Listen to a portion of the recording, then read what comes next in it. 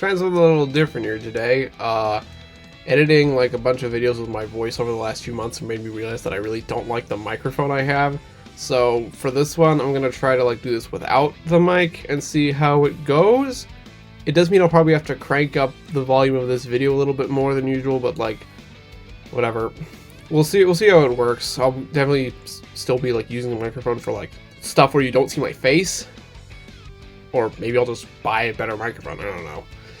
Anyway, the Sonic Racing CrossWorlds beta ended about a week ago. And yeah, I gotta play it. I played it a lot. I remember there was like, you might not get in. The email said you might not get in, but from what I could tell, every Sonic person I follow got into the beta. And I just kind of wanted to talk about what my thoughts on it were. You know, before playing the beta, I actually booted up Team Sonic Racing on my Switch. And, you know, just to kind of get a feel for it. So that, like, when I got to play Sonic Racing Crossroads, it would feel normal. Although, spoilers, Sonic Racing Crossroads does not really control much like Team Sonic Racing does. And Team Sonic Racing is still fun. I still think it has a place, like, here, with its, like, team mechanics and a great soundtrack. But, like, otherwise, it is kind of just another kart racer. Sonic Racing Crossworlds is anything but another kart racer. Like, yes, there's a lot of Mario Kart in there. In fact, there's actually more Mario Kart in here than others. Like, the control scheme, like, the previous, like, the All-Stars Racing games, like, you use the, right trigger to, like, accelerate. Here, it's the X button, and use the right trigger to drift, like Mario Kart. The beta was only on the PS5, so, like, I imagine, like, when we get the Switch version, which, don't know how that'll run, I imagine, you know, the buttons will be rewrapped so that acceleration will be on A, kind of like Mario Kart. Alright. But anyway, so there were 9 characters to start from, and I think 6 tracks and 5 crossworlds, which includes every track in the trailer, minus the Chow Park, but plus Water Palace and the Wonder Museum. And I guess I'll start off with the tracks. Like, in my opinion, the main things that you need to get right in a kart racer are controls and track design. Controls, they definitely feel a little looser than the All-Stars Racing games. Which, going across some tight turns was a bit tricky, because I was so used to that. But, like, it does kind of feel a bit more like Mario Kart. Once I got that, controlling everything was fine for me. Tricks, you can now do like a bajillion in the air, and like the characters will like make a bunch of noises like at Sonic Rush. Yay! But that's good. Like, you know, the more tricks you do, the bigger speed boost you get. I think it maxes out at 6 though. Like, I think 6 is like the highest amount of boost you get from it. After that, any tricks more will just have the same boost thing. But anyway, yeah. Controls quite well. Controlling the boat part is the only thing that's a bit weird, because like in All-Stars Racing Transformed, controlling the boat, you just drift like normal. Here, holding the drift button just makes you like build up for a jump and then like letting go of it jumps. That's kind of cool, but like it also is probably gonna throw people off. That is something I don't know if they can change, but it's something that I feel like would be better for, like, people, like, newcomers and stuff. Anyway, let's go to the tracks. So we have 6. I'm gonna pull up the Sonic Wiki, just in case I forget anything. Right, so the main tracks in the beta, we have Metal Harbor from Sonic Adventure 2, Water Palace from Sonic Rush, Ocean View from Sonic and All-Stars Racing Transformed, which is based on Ocean Palace from Sonic Heroes. There's a lot of water-themed tracks in this game, I just noticed. I mean, there's going to be 24 main tracks, so we've only seen like a fourth of them so far. I guess maybe a little more if you count the Chow Park place, wherever that is. But then we have 3 new tracks that aren't really based on anything. There's Rainbow Garden, which is really pretty. There's E Stadium, which is sort of the starter track, kind of like Mario Kart Stadium in Mario Kart 8. And Wonder Museum, you know, which is I didn't like a museum, which is Mario Kart's never done that before. So let's, hey, kudos to Sonic for getting that before Mario Kart did. But yeah, good selection. Like, I like all of them. These are on the simpler side. Like, I imagine these are going to be like the earliest tracks you unlock, like sort of the Mushroom Flower Cup, if you will.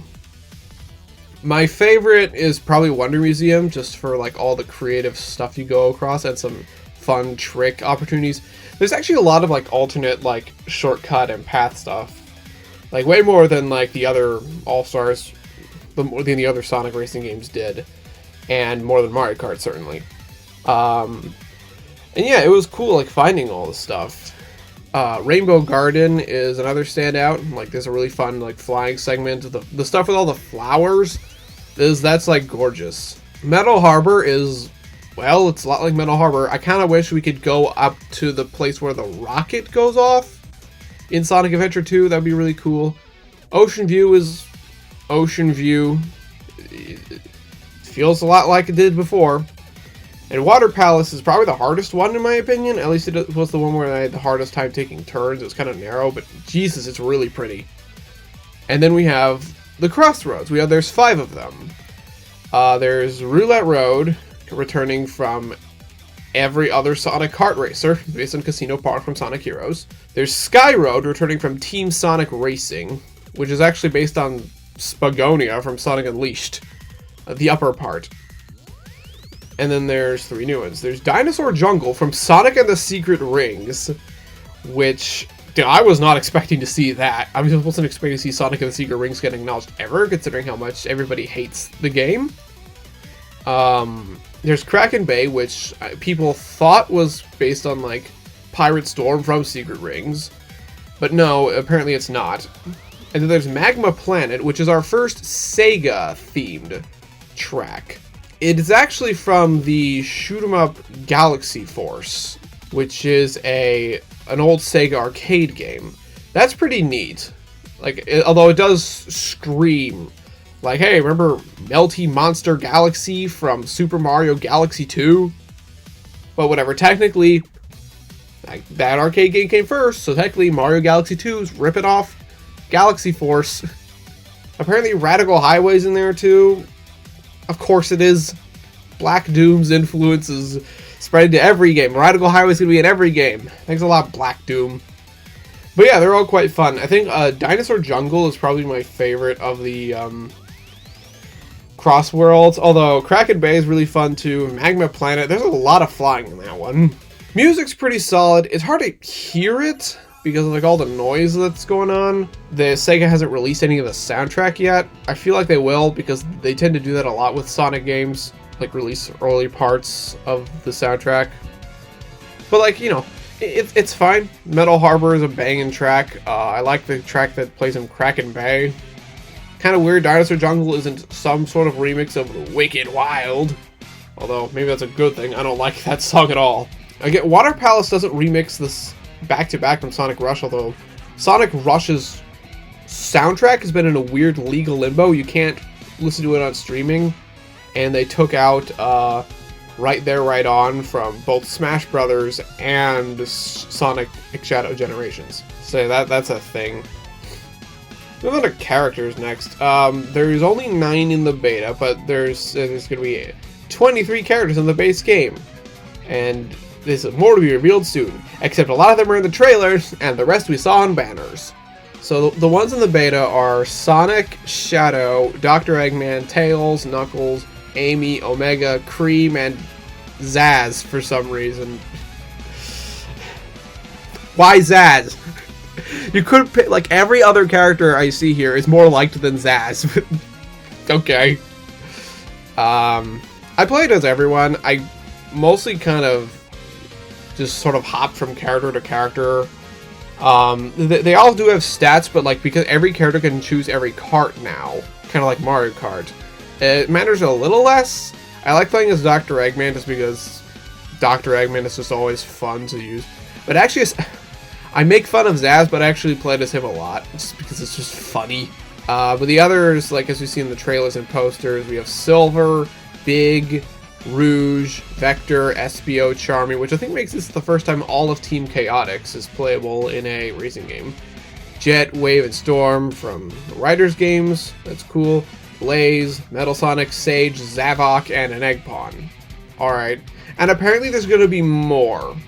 Like, I know they said they're going to add Sega characters. I imagine they're going to be like DLC. I imagine this is going to be the full base roster. 23 characters, that's pretty good. Like, obviously, Mario Kart 8 has, had 30 at launch, but, like, you know, some of that was, like, a lot of that was Metal Mario and Pink Gold Peach and, like, 5 babies. And all 7 Koopalings. So, not, though, Sonic definitely has the visual beat out visually, in terms of visual variety. Cards, I don't really have anything to say on. You can customize them, kind of like Team Sonic Racing, except like there's more stuff that goes into them. The extreme gear from Riders is not in the beta, so we didn't get to try it out. But it's a different like gameplay style, so that means every character will be able to use it. I really want to see what Omega looks like on an extreme gear because he wasn't in the Riders games. That's got Sage using that's gotta look pretty funny. Zavok, like, his feet are going to be wider than the board. How is that going to work? Connection, the online connection on PS5 is like really good. Like, I only had one instance where a disconnect happened, and it was in the lobby, so like none of my gameplay like happened. I didn't notice any lag. I didn't notice any like frame drops. It worked really, really well. The main criticism that people are throwing around, and it's the same one I have, is the item balance. You know how, like, in some Mario Kart games, like, from DS to 7, the items are, like, way too powerful, and they came up way too frequently. Mario Kart Wii was at the worst of it, where it's like, you can get hit with, like, 4 blue shells in a race. Like, lightning will come up, like, 3 times. You get hit by at least 2 POW blocks per race. Blooper, I didn't do anything. It was out of control, and Sonic Racing CrossWorlds isn't quite that bad, but I don't want it to get there. I do think they need to tone that down, and unlike the boat controls, this is something that can easily be fixed in a patch and won't like screw with everybody's like perception. That is my main criticism. The items themselves are fine, like, you know, you have the boxing glove is like the green shell, and there's a trap thing that you could, a spike thing that's like a banana. There's some unique ones. Like, my favorite one is this like spinning cutter thing that can like actually cut your cart in half. I mean, all it does is slow you down for a bit, but like that is such a cool visual. Like, again, and like it shows that they can do creative stuff that Mario Kart hasn't done yet. There's a magnet thing that can like sort of drag you towards it. That's pretty unique. Wisps are here too. I think this is a nice balance of Wisp and non-Wisp items. Like, you know, obviously you have the regular Wisp, which is like the boost. You have the Drill Wisp, which is basically the bullet bill, which I saw a lot more in the beta than I ever did in Team Sonic Racing. Yeah. Oh yeah, did you see the Dodonpa? You remember him from Team Sonic Racing? The Tanuki with like sort of the Eggman style mustache? Of course you don't. But he is like going to be the announcer. I wonder if he's going to be playable at some point. That would be interesting. Well, yeah, those are like my impressions from like the beta. Honestly, not much to say. I guess the only thing I have left is like there are character interactions, kind of like in Team Sonic Racing. I didn't come across a single one during my like 8 hours of playing. Like, not even one. Whereas like I saw a lot of them in like other people's YouTube videos. And I like how, like, instead of, like, Team Sonic Racing where it's just, like, one line, you'll also have, like, one character, like, say something, and then another character will snap back. I remember, like, Shadow hits Doctor, and he's like, "Take that, Doctor!" And Eggman replies with, "No one's impressed, Shadow!" Or, like, I mostly remember the Shadow ones. Like, "Submit, Zaz!" And Zaz like, "Try that again!" Like, how do you know each other? Oh yeah, Zaz also just sounds really different here. Like, everyone else is like the same voices they've had for a while, but like Zaz does not sound like Liam O'Brien. I don't know how I feel about that, because like Zaz is a pretty useless character, but like Liam O'Brien's performance in Sonic Lost World is one of the main reasons I actually find him kind of fun. I don't know about this. I don't know about this one. Maybe it's still him. Maybe it's someone else. I don't know. But yeah, that's kind of it. I imagine we'll get more pretty soon. They say it's like coming out this year, but the game looks mostly done. But I don't know when. I think they're waiting for Mario Kart to show its release date so they don't make the same mistake that they did with Team Sonic Racing, which is like, hey, we're releasing our game in May 2019, and then Crash Team Racing Nitro Fueled, which is a much better game, by the way, came out a month later. And Sega's probably like, oh, damn it. I imagine they're going to wait. Like, I don't think this is going to be in that Nintendo Switch 2 presentation. Because, like, why would you have a Mario Kart and a Sonic Racing game in the same thing? That just sounds like unnecessary competition. But I gotta say, like, this is like the Sonic Racing game that I've been waiting for a long time. Like, something that can actually, like, stand out from Mario Kart and, like, actually, like, potentially beat it at its own game. Like, Sonic and All-Stars Racing Transformed, in my opinion, is better than every Mario Kart aside from Mario Kart 8 Deluxe.